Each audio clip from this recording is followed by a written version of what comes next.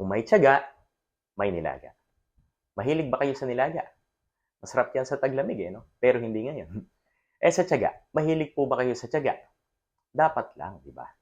Meron po akong kwentong nilaga para sa inyo. Mahigit 4 na taon na po ako nakalipas mula nung nakapagrenta kami ng sarili naming bahay. Ito po yun.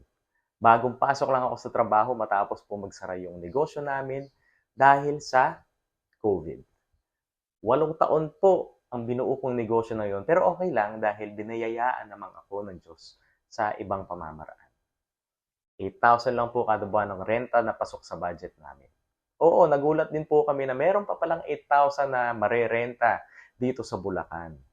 Pero salamat sa Panginoon kasi maganda naman po yung nakuha naming tirahan. Nasa sentro ng Bulacan at malapit sa Maynila, tahimik ang lugar. Yung mga kapitbahay sana tahimik din. Kaso hindi po, yung lugar lang po ang tahimik. Biro lang mga kapatid. Dahil nga gipit yung nagsisimula ng pamilya, tiniis muna namin ng maganda kong asawa na manirahan sa bahay na halos walang kalaman-laman. Meron lang po kaming electric fan, meron kaming crib sa sala namin, pero wala pa kaming hapagkainan. Tapos sa kusina, isang ref at isang maliit na induction cooker ang laman. Yung kinikita ko kasi, mas nakalaan sa pagkain, pangangailangan ng baby namin ng bagong panganak, bakuna, gatas, vitamins. Oo, payak lang po yung buhay namin noon. Pero di naman nalalayo sa buhay ng mayayaman kong kaibigan. Hindi po naglalayo. Maluwag ang bahay nila, syempre, kasi malaki. Maluwag naman din ang bahay namin kasi walang laban. Pero pareho lang po kaming maluwag ang bahay. Sa totoo lang, naawa rin naman kami sa sarili namin. Araw-araw masakit ang puwitan namin dahil magdamag nakaupo sa sahig. Minsan, pakiramdam ko po, bigo akong ama dahil di ko pa kayang ibigay ang pangangailangan, lahat ng pangangailangan ng pamilya ko, lalo nung asawa ko sa kanong bago kong anak. Pero mapalad po ako dahil sa kabila ng aking pagkalumbay.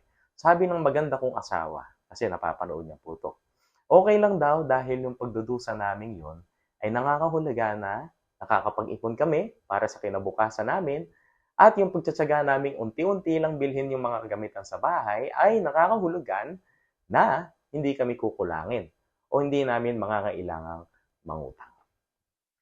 Makalipas po yung 5 taon, di pa rin kompleto ang gamit namin sa bahay. Pero pinagpala naman ng Panginoon ang trabaho ko. Ngayon po, medyo mas nakakaluwag na. Di naman tayo humihingi ng labis, mga kapatid. Pero praise the Lord, kasi kapag mainit ang panahon, meron naman kaming pang-aircon. Kasarapan naman ng mainit na sabaw ng nilaga kapag malamig. Di ho ba? Kapag may tiyaga, may nilaga, may aircon. Sa Ebanghelyo ngayon, meron ding kwentong nilaga na ibinahagi si Jesus sa mga disipulo niya. Babasahin ko po ang isang bahagi mula sa 1:16:20-23. Kayo ay malulumbay, ngunit ang inyong kalumbayan ay magiging kagalakan. Ang babae, kapag nanganganak, ay nalulumbay sapagkat ang kanyang oras ay dumadating na. Pagkapanganak niya sa sanggol ay hindi na niya naalala ang hirap dahil sa katuwaang may isang taong isinilang sa sanlibutan.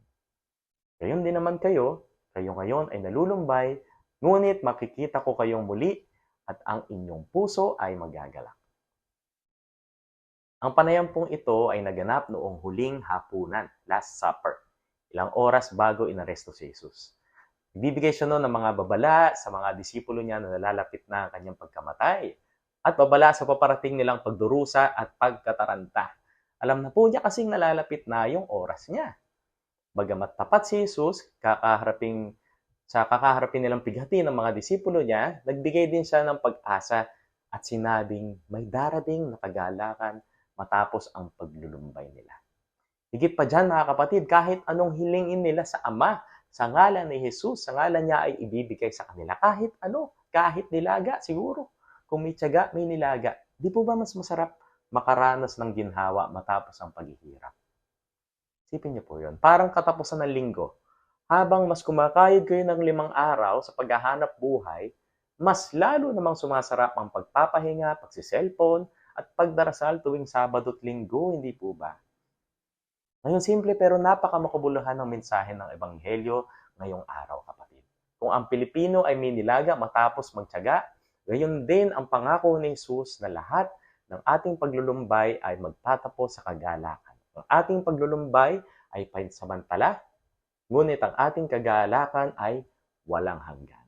At walang makakaagaw, walang makakahadlang sa kagalakan ito. Alam niyo po, ito rin yung pangakong pinanghawakan namin ng maganda kong asawa habang kami po ay nagtsitsagang mamuhay ng simple.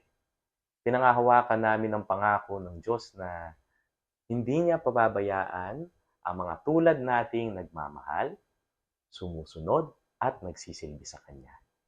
Kaya kung anuman po ang sanhi ng iyong pagkalumbay ngayon, huwag po kayong mag-alala dahil itong pangakong ito ay hindi napapako. Sa pagkapako, pagkamatay, at muling pagkabuhay ni Jesus, tayo po ay magkakaroon ng ginhawa't kagalakan na direkta tayong didinggin ng Diyos anuman ang hilingin natin sa ngalan ng Panginoong Hesukristo. Maraming salamat sa pakikinig, kapatid. Ituloy lang po ninyo ang pagtsatsaga. Tuloy lang po ninyo dahil siguradong may nilaga at liwanag sa dulo ng lagusan ng inyong buhay. Ito po ang landas ng pag-asa.